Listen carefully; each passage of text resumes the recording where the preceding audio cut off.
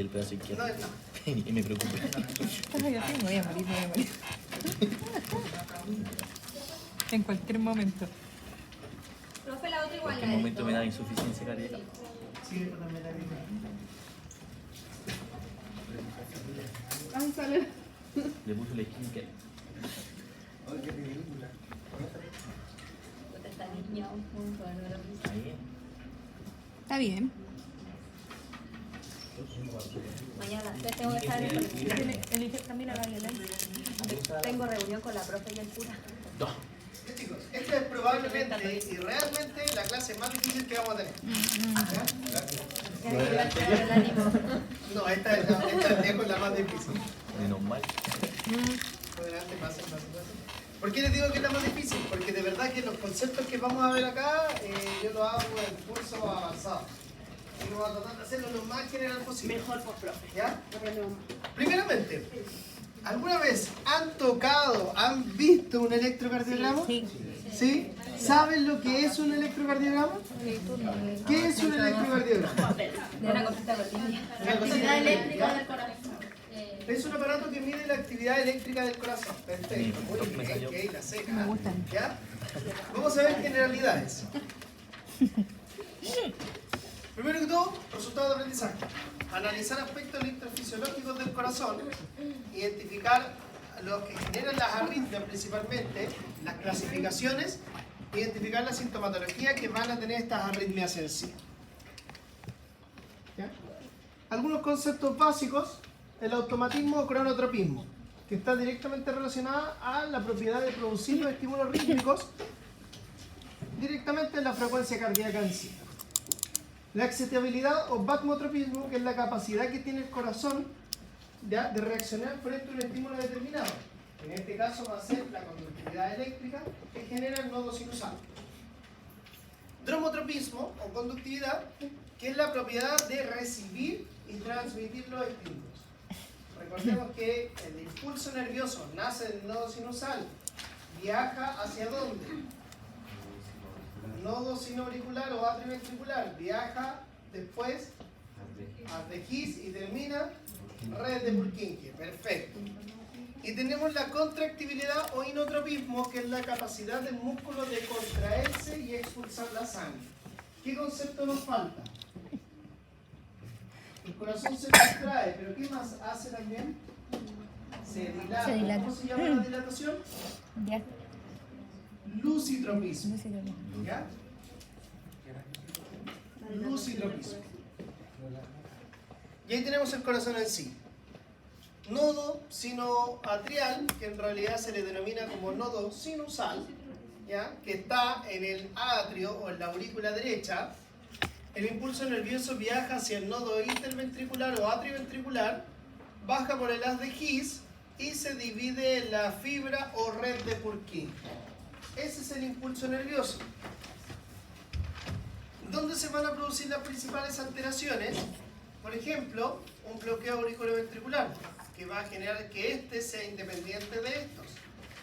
¿Ya? Y ahí vamos a ir viendo cómo se evidencia fenómenos de reentrada, en los cuales el impulso nervioso, antes de llegar hasta el final de la red de Purkinje, se devuelve y hace otra sobreestimulación del impulso nervioso, ¿ya? Entre otros. Y ahí tenemos cómo funciona el nodo, ¿verdad? Y la contracción de los ventrículos. Y ahí tenemos el famoso electrocardiograma. Luego tenemos una onda P, tenemos un complejo QRS, tenemos una onda T y tenemos una onda U que es lo que hacemos. ¿Ya? ¿Qué es lo importante de esto? Que conozcamos que la despolarización por el potencial de acción que se genera en la aurícula se le denomina onda P. Onda P. La despolarización que se genera por el potencial de acción de la aurícula se denomina onda P. ¿Ya? ¿En físico? ¿Qué genera siempre esta onda P? ¿Qué debe generar obligatoriamente para hacer una función normal?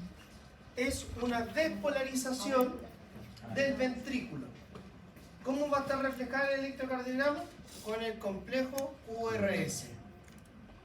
¿Ya? Toda onda P, para ser normal, tiene que generar un QRS. Si no genera un QRS, ya es patológico. Punto principal. Y después tenemos una línea o segmento CT que es isoeléctrica. ¿A qué se refiere con ser isoeléctrica? Que siempre va a estar en línea media. ¿Ya? Eso es isoeléctrico, está en la línea media del papel milimetrado. Y tenemos finalmente la onda T, que es el símil de la repolarización del ventrículo. ¿Ya? ¿Profe está grabando? Sí. Sí, está grabando. ¿Ya? Y acá tenemos las derivaciones. ¿Han visto un electrocardiograma, verdad? Tiene pinzas en las extremidades superiores, en las extremidades inferiores, y tiene 6 pinzas precordiales, que son los chupones típicos que tiene el electrocardiograma en sí. ¿Ya? Esas son las derivaciones. Este es un electrocardiograma de 12 derivaciones. Si quieren pueden prender la tele. ¿Ya? Este es un electrocardiograma de 12 derivaciones. ¿Han escuchado el concepto de electrocardiograma de 12 derivaciones con un D2 largo? Sí. ¿Sí? Es porque acá tenemos las 12 derivaciones, que son cortitas, y tenemos finalmente el D2 largo. ¿Por qué es importante el D2 largo? Porque existen derivaciones bipolares, no sé si hay alguien bipolar acá, espero que no. Existen las derivaciones monopolares y existen las derivaciones monopolares precordiales. ¿A qué se refiere con esto? Directamente en relación con que las derivaciones bipolares van de una extremidad a otra. ¿Ya? Van desde una pinza a otra pinza. ¿Cuál es la más importante? La derivación D2. ¿Por qué es la más importante? Porque mide la actividad eléctrica de la conducción del corazón desde la extremidad superior derecha hacia la extremidad inferior izquierda. Es decir, cruza el corazón. Otra vez. ¿Por qué es tan importante? Porque es la más fidedigna para ver cualquier alteración cardíaca, porque sigue el mismo impulso de la actividad eléctrica del corazón, que nace a esta altura del nodo atrio, o sea, del nodo sinusal, y termina a esta altura en la red de Purkinje. Y como tiene esa dirección, la D2 es la más importante y fidedigna para determinar arritmias. De hecho, han visto, por ejemplo, cuando un paciente está conectado a un monitor y se ve una curva completa, no en papel, sino que en pantalla, esa siempre es la derivación D2, porque es la más fidedigna para identificar arritmias. ¿Me voy a preguntar? La de superior derecha A inferior, izquierda. ¿Ya? Esa es la más importante. Después tenemos las derivaciones monopolares, que ahí vamos a ver a continuación de qué se tratan. ¿Ya? Y acá tenemos los complejos o las curvas del PQRST. La onda P, como les decía, es la despolarización de la aurícula. El complejo QRS es la despolarización del ventrículo. La onda T es la repolarización del ventrículo. Y la onda T auricular se dice que existe en el QRS porque no se ve.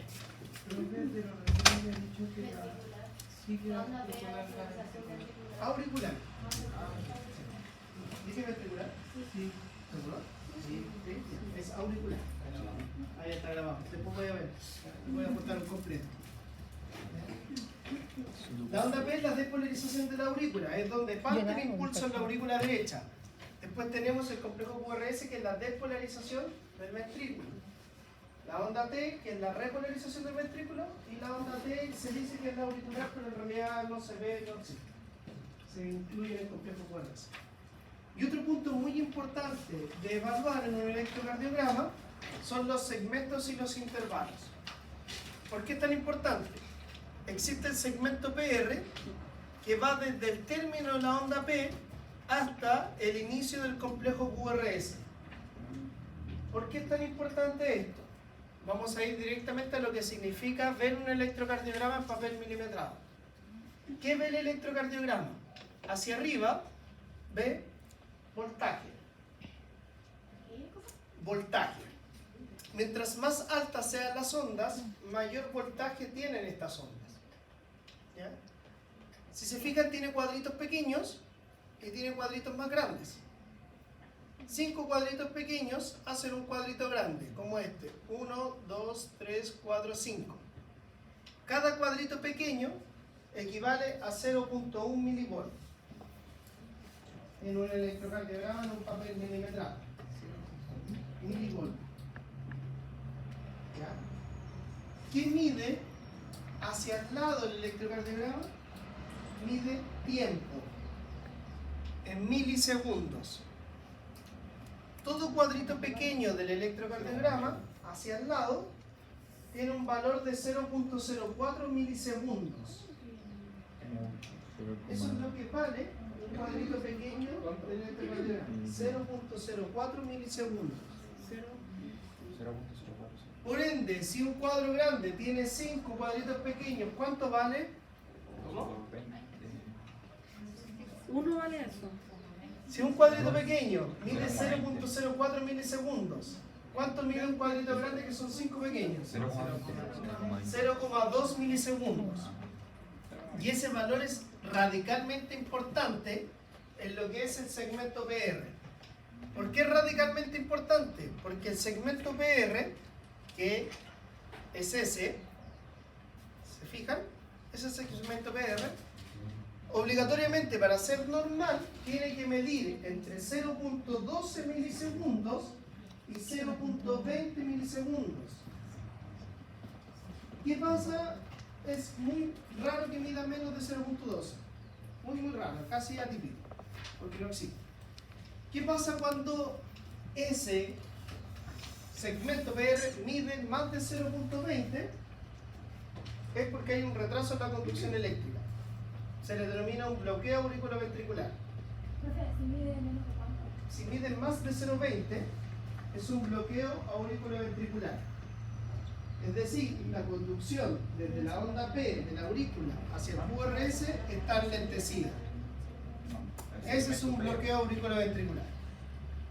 ¿Sí? ¿Sí? ¿Estamos claritos? Sí, ya. Profe, el otro, el segmento PR lo normal es desde 0.12 hasta 0.20. Si es menor a 0.12, que es como un indicador de una taquicardia para Sí, el correo. Eso estaba cachando, parece que y si es más de 0.20 es un bloqueo. ¿Taquicardia cuánto? Paroxístico. Ahí lo vamos a ver más adelante. ¿Ya? El otro segmento importante es el segmento ST, que es S. ¿Por qué es tan importante? Porque inicia en la S y termina en el inicio de la T. ¿Por qué es tan importante el segmento ST? Porque si se fijan, está en línea media, ¿verdad?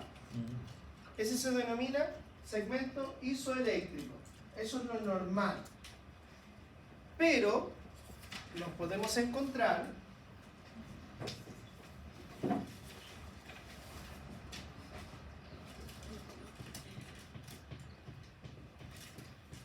voy a subir esta misma, con que este segmento ST, en vez de quedar en línea media, queda de esta forma. Eso se le denomina un supradesnivel del ST, ¿ya? Que quede con una guatita. ¿Por qué es tan relevante ese supradesnivel del ST? Porque ese es un signo, o es el signo, de infarto agudo al miocárdio. Ese es el signo del infarto en sí. Un paciente que tiene ese supradesnivel del ST está infartado sí o sí. No tenemos para qué tomarle pruebas sanguíneas, está infartado. Por eso es que es tan relevante, es tan importante. ¿Ya? ¿Qué podemos encontrar también? Que este segmento, al contrario, esté hacia abajo, que se le denomina un infradesnivel del ST. ¿Qué quiere decir que esté infradesnivel del ST? Que está ya con necrosis. Es un infarto que ocurrió hace poco tiempo, pero que ya no tiene posibilidad de salvataje porque ya murió la parte del corazón que estaba afectada. Y ese infradesnivel del ST después desaparece. Por ejemplo, se atiende un paciente hoy día y tiene esto, probablemente la semana pasada tuvo un infarto, o hace un par de días tuvo un infarto. ¿Sí? ¿Clarito? Hacia arriba, Supra del nivel del ST. ¿Ya? De hecho, por ejemplo, cuando vayan al hospital y vean fichas clínicas, el paciente infartado van a encontrar esta sigla.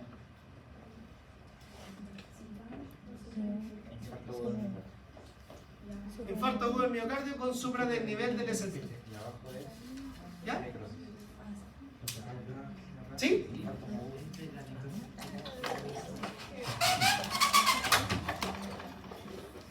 Seguimos.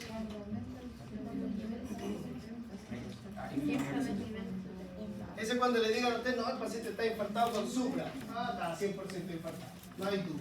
Está infartado. ¿Ya? ¿Qué otros? Esos son los dos segmentos importantes. ¿Qué otros vamos a encontrar? El intervalo. Vamos a encontrar el intervalo PR, que inicia desde el comienzo de la onda P hasta el inicio del QRS. ¿Ya? Y vamos a tener el intervalo QT, que inicia desde el comienzo del QRS hasta el término de la onda T. ¿Ya? Son intervalos, esos se miden para ver otro tipo de arritmia. Por ejemplo, el intervalo QT se mide para un síndrome que se llama QT largo, que es predictor de arritmias muy catastróficas. ¿Ya? El punto J, que la verdad nunca se estudia mucho porque la línea tiene que ser isoeléctrica, que es del segmento ST. ¿Ya? ¿Y qué se puede verificar? No, que sea isoeléctrico, nada más. Nada más. ¿Ya? Y la onda U, que es la fase final de la repolarización ventricular. Que en realidad la onda U tampoco, nunca se ve. ¿Ya? ¿Estamos claritos? ¿Sí? Ya, súper. Y acá tenemos un punto importante que debemos entender, que son las derivaciones. Las derivaciones monopolares, ¿ya?, es que se miden desde la actividad eléctrica cero del corazón hacia un vector, hacia una extremidad.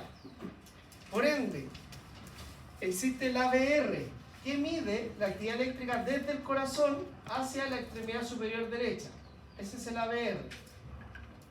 El ABL, que mide desde el corazón hacia la extremidad superior izquierda. Y el ABF, que mide, porque es right, DR, left, de izquierda, ¿verdad? ¿Y qué mide el ABF? Alfa, vector y foot, pie, la extremidad inferior izquierda. Esos son los tres puntos que se miden. El pie derecho no se mide, es neutro. El pie derecho solamente para mantener un circuito cerrado. El pie derecho habitualmente, cuando ustedes coloquen las piezas de electrocardiograma, generalmente siempre es negro, porque es del neutro, para mantener el circuito cerrado. Es como el cable AT, es una cosa así, pero es neutro, no sirve de nada. ¿Ya? Recuerden, ABR mide a la derecha, ABL mide a la izquierda, ABF mide desde el centro del corazón hacia el pie izquierdo. ¿Ya? Y después tenemos las derivaciones bipolares, que como les decía, la derivación de 1 entre el brazo izquierdo y el brazo derecho.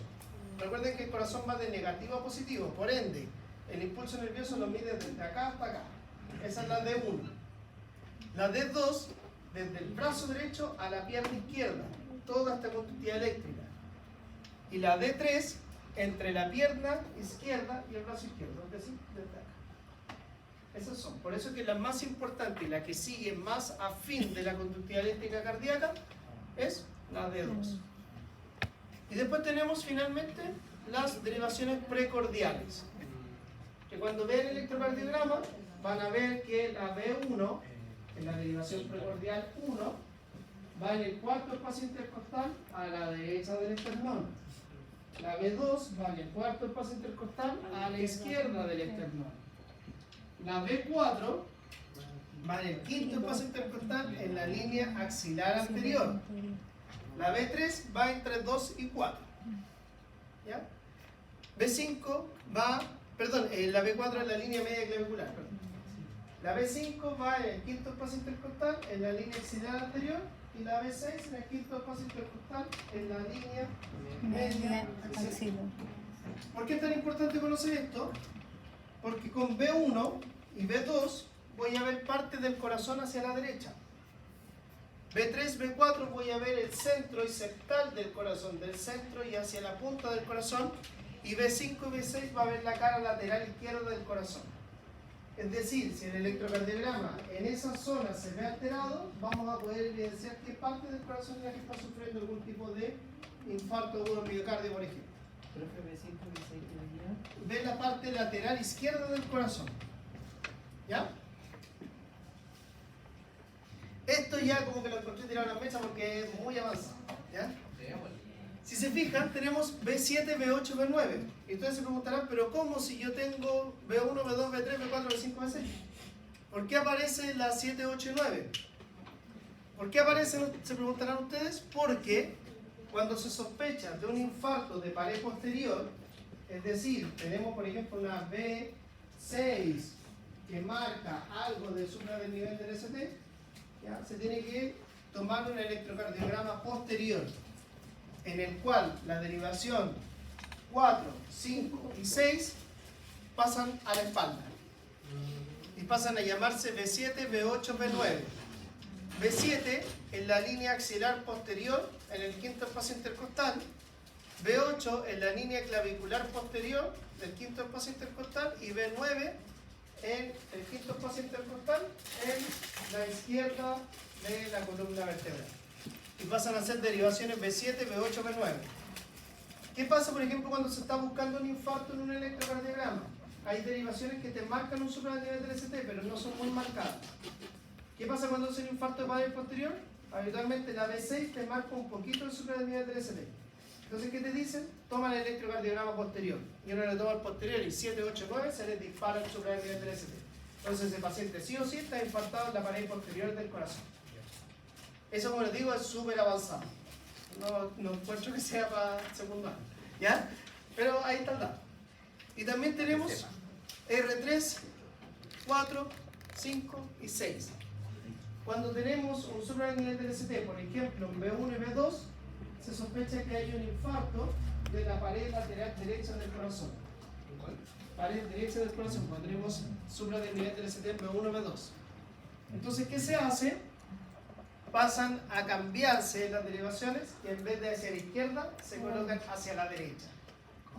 Y ahí se va marcando el supranivel del ST en busca del infarto. ¿Sí? ¿Te habían escuchado esto? No. Es muy poco tiempo. Y ahí tenemos, por ejemplo, ¿cuándo es un ritmo normal? ¿Cuándo es un electrocardiograma normal? ¿Cuándo es? Por ejemplo, cuando es regular. Se origina en el nodo sinusal. ¿Cuándo yo sé que se origina en el nodo sinusal? Porque tengo una P, una onda P, que es la inicial, que siempre genera un QRS. Siempre. Si no lo tiene, es patológico al tiro. ¿Ya? De ahí vamos a ver qué sucede con eso. La frecuencia da lo mismo porque podemos tener una taquicardia fisiológica, así que da lo mismo, está mal puesto eso. Se conduce desde la aurícula a los ventrículos por vía normal y sin retraso, es decir, una onda P con un segmento PR que sea inferior a 0.2 o menos. Siempre. Si es mayor que eso, estamos hablando de un bloqueo, de un retraso en la conducción. ¿Cómo funciona la onda P? La onda, recuerden que el segmento PR es menor a 0.20. ¿Ya? Y mayor a 0.2. Mayor a 0.12, correcto. Cuando las P positivas existen en la derivación de 1, de 2, a BF, B2 y B6, 4, 5, también es normal. Es decir, la onda P en todas estas derivadas, incluyendo B3, B4, B5, es una onda P positiva, es decir, la guatita está hacia arriba. ¿En cuáles la guatita siempre puede estar hacia abajo? Por ejemplo, en la D3 puede estar hacia abajo y en la ABR siempre está hacia abajo. Y ya hubo un infarto. No, ¿cómo se llama? Estas guatitas están hacia abajo y el QRS está hacia abajo. ¿Qué significa? En esta derivación, la ABR, si se fijan, acá todas están hacia arriba, ¿verdad? Sí. Todo hacia arriba, todo hacia arriba, todo hacia arriba. Ah, Y en esta, en ABR, está todo hacia abajo. Esa siempre, absolutamente siempre, tiene que estar así. porque es la vuelta. ¿Por qué? Porque el impulso eléctrico ¿de dónde va? De izquierda a derecha, ¿verdad? Va de aquí hacia abajo. Y el ABR va del corazón hacia la derecha, por ende está al revés. Entonces siempre tiene que estar invertida. ¿Qué pasa, por ejemplo, si a usted esta le sale positiva? Es porque colocó mal las pinzas y tiene el electrocardiograma mal tomado. ¿Ya? Tiene siempre hacia abajo. Entonces el ABR, usted tiene que fijarse, ¿está bien tomado el electrocardiograma? Se ven bien las ondas y el ABR está invertido hacia abajo. Bien tomado. Si usted tiene el ABR hacia arriba, tiene dos causales. Una, tiene mal tomado el electrocardiograma porque invirtió las pinzas. O dos, se encontró con uno de cada 1.000.000 de personas que tiene dextrocardia. Es decir, tiene el corazón al otro lado. ¿Ya? Que es muy raro, yo no he visto nunca. ¿Ya? Esos son. Recuérdenlo. Siempre el ABR invertido. ¿El 3? ¿Ya? Porque el 3, recuerde que va desde acá hacia acá. Entonces no alcanza a tomar completamente el impulso del nodo sinusal. Por eso es que siempre nos bajito. ¿Ya? ¿Qué otra característica vamos a encontrar? Para que sea regular, que la distancia entre las P y entre las R debe ser igual. Por ende, esta distancia es igual a esta distancia, igual a esta distancia. Y la onda P, esta P de esta P tiene que ser igual a esta P y esta P, a esta P y esta P. Eso quiere decir que el electrocardiograma tiene ritmo, es ritmo. ¿Ya? Esas características tiene que tener un electrocardiograma para que usted diga sí, está normal. No tiene ninguna patología el paciente. ¿Sí? ¿Ya? Acá tenemos algunos orígenes de las arritmias marcados, por ejemplo, de origen supraventriculares o ventriculares. Supraventriculares, ¿a qué se refiere? Que son de la aurícula, del ventrículo. Que podemos encontrar taquicardias o bradicardias. De la frecuencia cardíaca, taquicardias o bradicardias. Taquicardia mayor de 100, bradicardia menor de 60. Y vamos a encontrar del modo de presentación, que puede ser paroxística cuando son de inicio súbito, es que de repente usted está carreteando, tomó alguna sustancia ilícita y empezó con la taquicardia. Eso es paroxístico. O que sea crónica. ¿Alguien tiene alguna arritmia crónica? ¿No? Si te tomas 3 días, se parece. ¿Ya? Factores de riesgo que podemos encontrar arritmias. Lo que habíamos visto en la clase del corazón, miocardiopatía dilatada, que es cuando el corazón tiene una hipertrofia extrínseca, o miocardiopatía hipertrófica, que es cuando tiene una hipertrofia intrínseca por la hipertensión arterial, se engrosa el músculo cardíaco. Mientras más grande sea el músculo cardíaco, más difícil es de irrigar y más fácil es que genere una arritmia. Más peor. Fármacos como antidepresivos tricíclicos, la amitriptilina, por ejemplo. Hábitos, fumar, esa es mentira. Dieta, exceso de cafeína, cocaína. La otra vez me tocó un paciente, 38 años, infarto pared inferior masivo, 38 años. El único factor de riesgo que tenía el hombre estaba lleno de talco.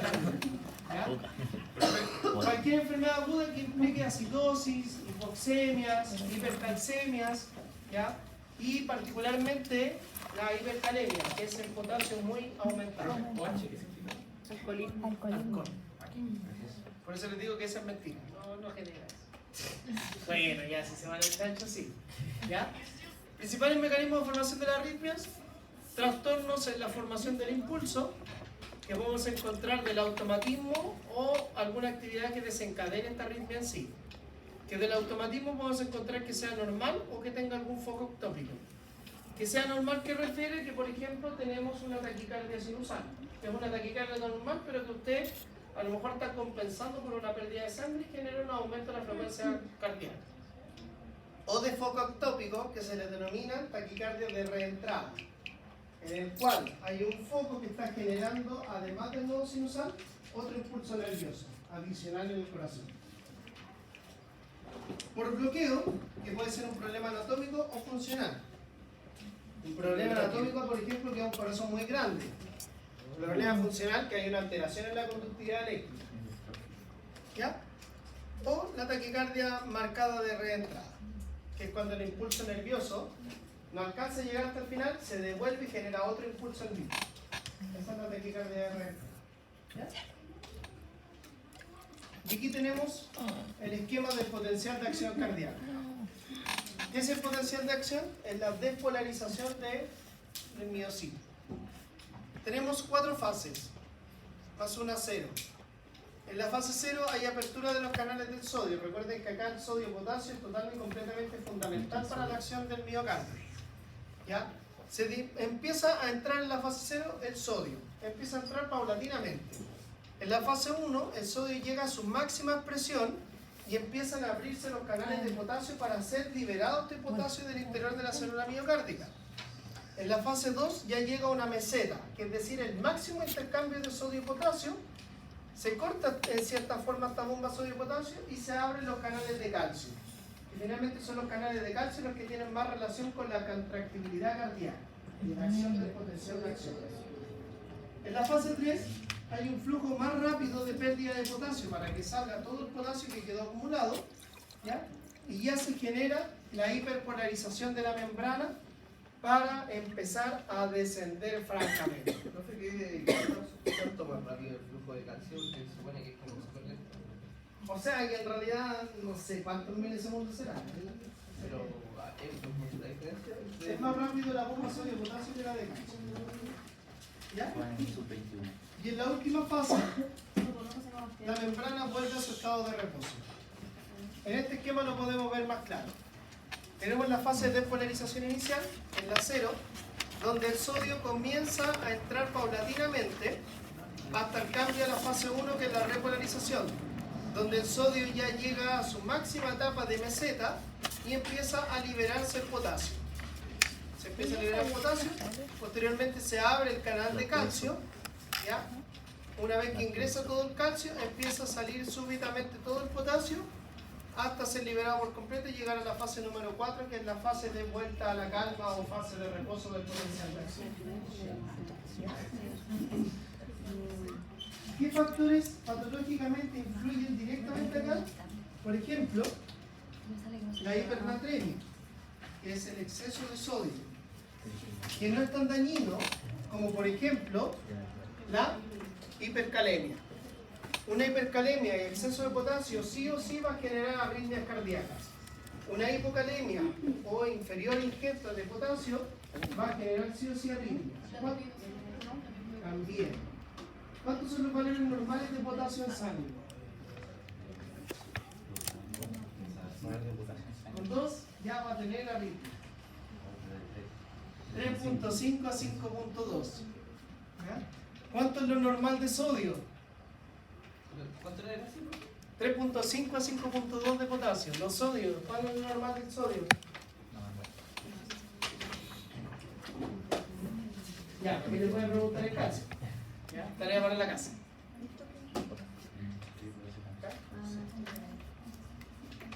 Trastornos de iniciación del impulso que se generan por automatismo normal, ¿ya?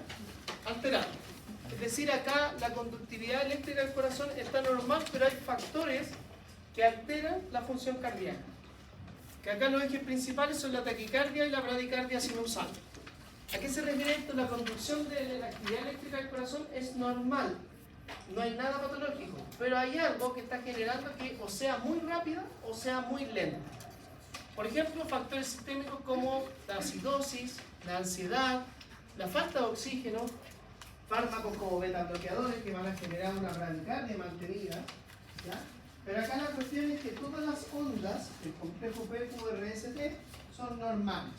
Hay algo que está generando esta actividad anormal como taquicardia o bradicardia. Puede ser mayor estimulación simpática con mayor ingreso de calcio, que va a generar mayor potencial de acción. La hipoxia, la falta de potasio, ¿ya? Fármacos como la atropina, que genera un aumento de la frecuencia cardíaca cuando el paciente está muy bradicárdico, ¿ya? Más actividad parasimpática, medicamentos beta-bloqueadores, entre otros. Acá, ¿cuál es el punto principal? Es que el nodo sinusal, el ATX y la red de Purkinje están haciendo bien la pega. Pero hay algo que está generando una taquicardia o bradicardia que son de origen sinusal. ¿Ya?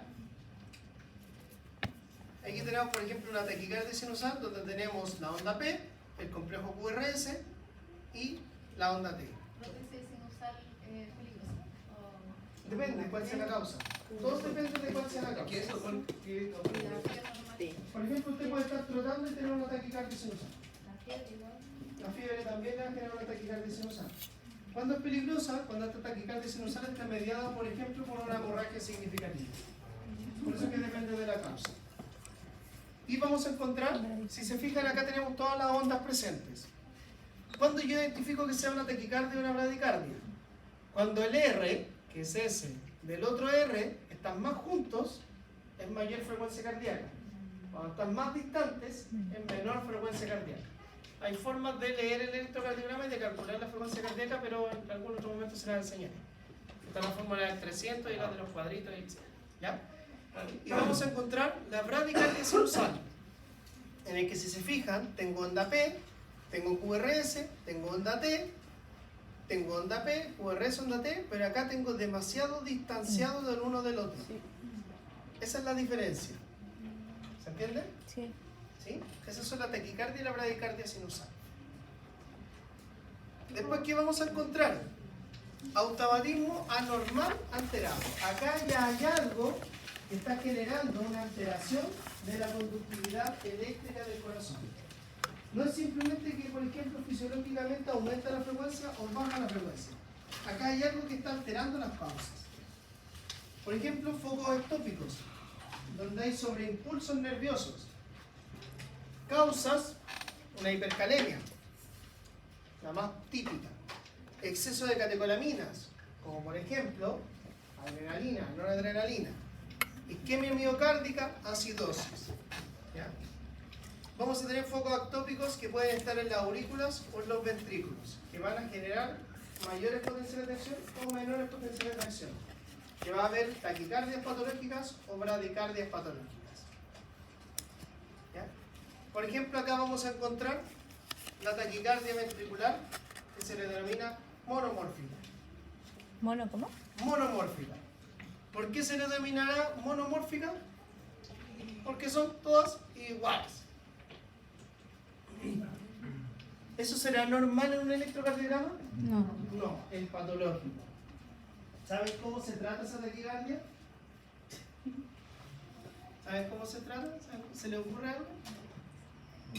Se le pega un paletazo al paciente. Se le denomina cardioversión sincrónica. ¿Qué se hace? Se seda un poquito al paciente, obviamente, para no generarle dolor, y se le da una conductividad eléctrica fuerte. Es como desfibrilarlo, pero despierto. ¿Suele pasarle a los marcapasos también? No tanto los marcapasos, son más patológicos por arritmias de hipercalemia, consumo de sustancias, o patología o edades avanzadas. ¿Ya? Taquicardia auricular, ¿ya? En el cual tenemos una onda P que no existe, se esconde en el QRS, tenemos una onda T. ¿Ya? Esas son taquicardias que pueden llegar hasta los 200 latidos por minuto. Eso se trata, por ejemplo, con adenosina, que es otro medicamento, o con maniobras vagales, que es simplemente estimular el nervio vago del paciente. Extrasístoles, en donde tenemos un complejo QRS normal, y hay otro que aparece de la nada. También son patológicos. ¿Ya? ¿Se refiere al que está como el segundo? El que está grande, ese. Ese se denomina como extrasístole. ¿Ya?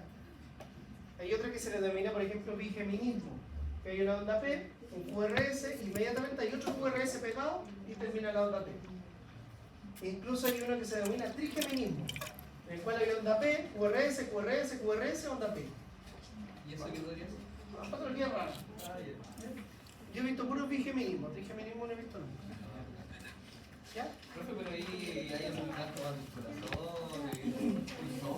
O sea que en realidad, ante el bigeminismo, estaba rotando más rápido el corazón, entonces podría detenerse en este momento. ¿Ya? Marcapasos. Marcapasos es más que nada sin medicamentos. Se les da la ¿Pone sobre? ¿Ya? Actividad desencadenante o postpotencial. ¿Qué sucede acá? Principalmente son potenciales de acción o despolarizaciones que son espontáneas y que aparecen durante la etapa de repolarización de la membrana celular. Se alteran por acidosis, bradicardia, algunos fármacos, catecolaminas, trastornos de potasio, etc. Acá vamos a encontrar el PPP y el PPT. ¿A qué se refiere? ¿Se acuerdan de la fase 0 de despolarización? Fase meseta y repolarización. El PPT, ¿qué significa? Cuando ya la membrana, el potencial de acción va bajando, aparece una nueva meseta. Nueva apertura de canales sodio-potasio principalmente. Ese es el PPT. Cuando está recién terminando la etapa de meseta y comenzando la repolarización, aparece esta.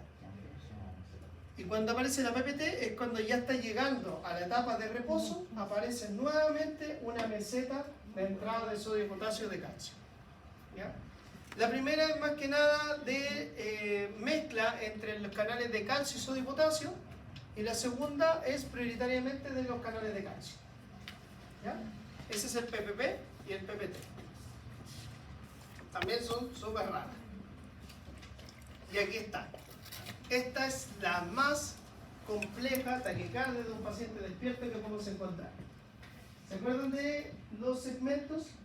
El PR, el segmento CD, y después venía el intervalo PR y el intervalo QT.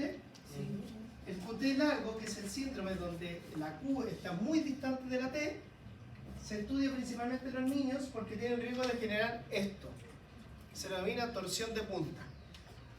¿Se acuerdan que esta es la taquicardia ventricular monomórfica, que se cardiovierte, por ejemplo, con 100 joules, por así decirle un número?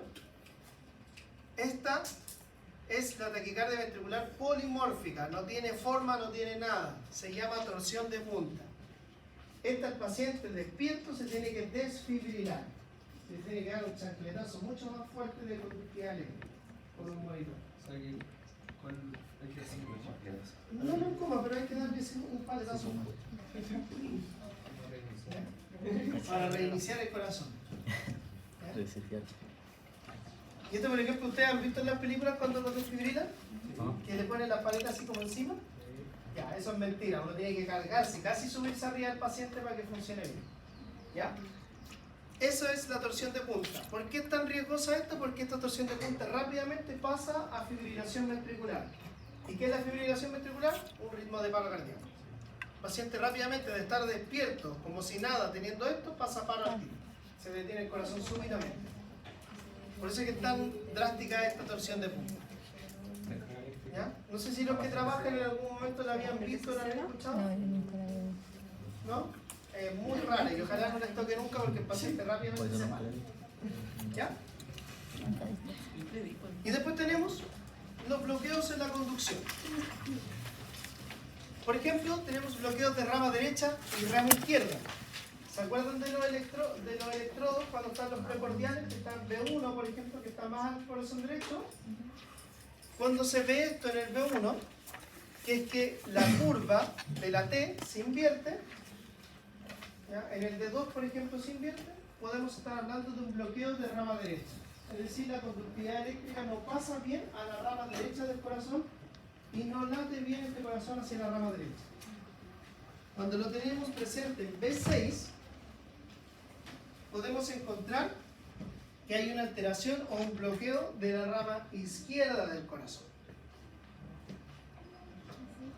No son tan críticos, se pueden tratar. ¿Qué es lo que son más críticos?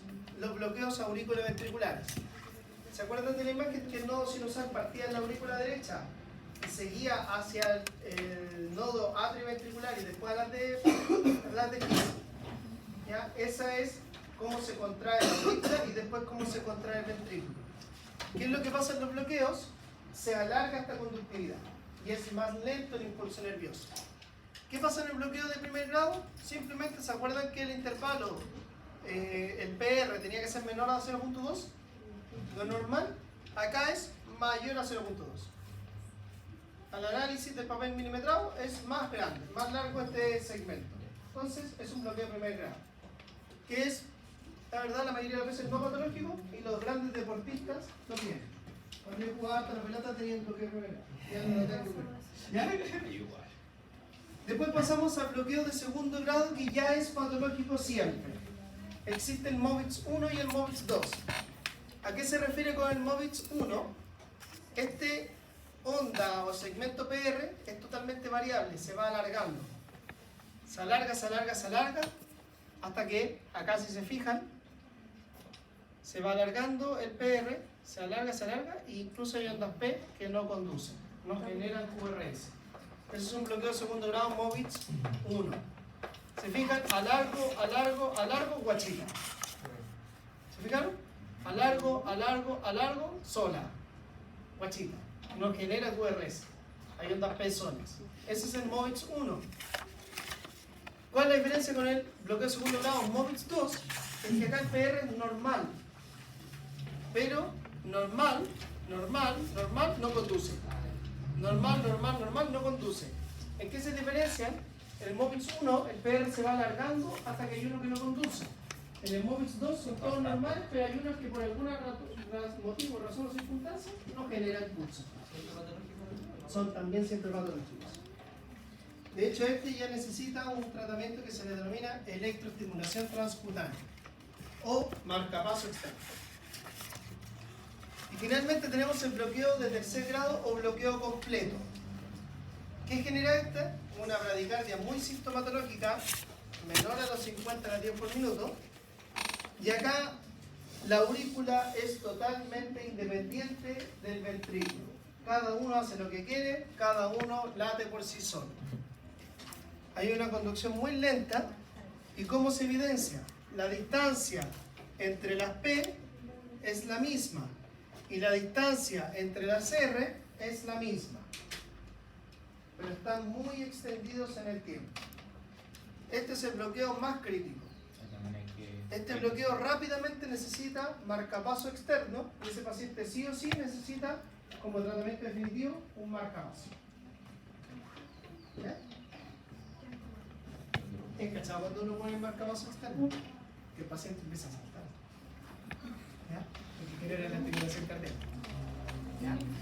Recuerden, a veces este necesita también marcapaso, porque depende de la causa, pero este generalmente siempre necesita marcapaso. ¿Ya? La taquicardia de reentrada, como lo había mencionado, que es que el impulso nervioso vuelva a entrar en el mismo circuito, se puede dar por una cicatriz, por necrosis, que es cuando, por ejemplo, tenemos un área del corazón que no está inervada eléctricamente porque tuvo un infarto, por ejemplo, se salta esa parte y vuelve a iniciar el impulso nervioso. A eso se le denomina como taquicardia de reentrada. Puede existir una vía accesoria en la cual el impulso nervioso salta y se devuelve y genera nuevamente un impulso nervioso, o hay electroestimulación que está fallida. Esa es la taquicardia de reentrada. No cede al final del ciclo, persiste reentrando el impulso nervioso, reestimula el corazón y hay un mecanismo de impulso nervioso que sigue manteniéndose en el tiempo. Esa es la taquicardia de reentrada. ¿Ya? Por reentrada, por ejemplo, encontramos la fibrilación auricular. ¿Se acuerdan que acá toda onda P tiene que generar QRS? Acá el QRS y la onda T son normales, pero la onda P está fibrilada, es decir, está totalmente caótica. Esa es una fibrilación auricular. La onda P totalmente caótica, las otras dos ondas normales. Y podemos encontrar una taquicardia paroxística supraventricular, en la cual la onda P se esconde en el QRS, solo hay onda QRS y T, y la frecuencia cardíaca se dispara incluso por sobre los 200 latidos por minuto. Paroxística supraventricular. ¿Ya? ¿Qué significa eso? Paroxística que parte de la nada. ¿Esta saben por qué se puede generar? ¿Aquí le gusta la bebida energética? Ya, tómese 4 de esas puntas y va a sufrir eso. Bueno, he llegado a 3. Por la cafeína. Cuando se le falta alcohol, 3. También puede ser. Lo tomáis todo el Pero día. tómese 4 de esas al seco y va a sufrir eso. Seguro. 100%. Ojalá que tenga ¿ya? O le puedo enseñar algunas maniobras para contrastar que se llaman las maniobras vagales. ¿Ya? ¿la qué? Maniobras vagales. Pero eso lo van a ver después en cuarto año, no se urjan ahora. Si es que la conozcan esta. ¿Sí? ¿Vamos? Qué bueno. Para el título. ¿Cuáles son los efectos que vamos a tener en la hemodinámica del paciente, es decir, en todo lo que es el gasto cardíaco y demás? Vamos a tener que el volumen diastólico no se llena suficientemente en el ventrículo, sobre todo en la taquicardia, porque el corazón está latiendo tan rápido que no alcanza a llenarse por completo. ¿Qué hace esto? Que disminuye el gasto cardíaco, y esto genera a la postre que disminuya el llenado capilar y haya hipoperfusión. Vamos a tener un aumento del consumo de oxígeno en el miocardio porque hay una taquicardia marcada, ¿verdad? Dificultad en el riesgo coronario porque se empieza a producir respiración anaeróbica ante la falta de oxígeno y hay mayor producción de ácido láctico. Favorece la aparición de insuficiencia cardíaca, ¿ya? Y por supuesto hay pérdida de la sincronía de la aurícula al ventrículo. ¿Ya? Esta genera sí o sí una hipoperfusión a nivel sistémico. ¿Qué pasa con los ritmos muy lentos, con la bradicardia? También hay disminución del gasto cardíaco, hay una insuficiencia cardíaca aguda, es decir, el corazón, como tiene una frecuencia tan baja, no alcanza a solventar el gasto cardíaco del cuerpo. Puede haber isquemia periférica y a origen central, es decir, ese paciente va a empezar desorientado porque no le llega la sangre suficiente al cerebro. ¿Ya? Riesgos de isquemia, por supuesto, tanto en el corazón como en todos los órganos. ¿Ya? Puede persistir una pérdida de sincronía auriculoventricular, particularmente por los bloqueos auriculoventriculares donde no hay sincronía entre lo que hace la aurícula y lo que hace el ventrículo. Y podemos encontrar el síndrome de Stokes-Adams. ¿Qué pasa? Falla la irrigación cerebral y este paciente se desmaya. Vuelve a despertar y se desmaya de nuevo. Vuelve a despertar y se vuelve a desmayar. Ese es el síndrome de Stokes-Adams. ¿Ya? Producto de la bradicardia. Ese paciente sí o sí necesita el marcapaso rápidamente. ¿Ya?